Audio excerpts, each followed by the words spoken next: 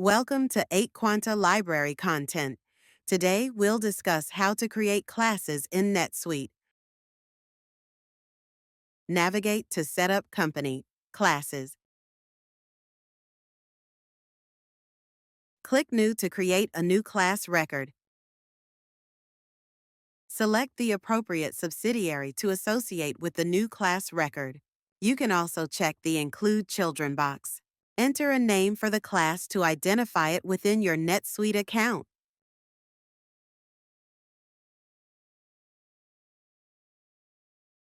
You can also select a parent class if you want to organize this class under a hierarchical structure. Click Save to create and store the new class record in NetSuite.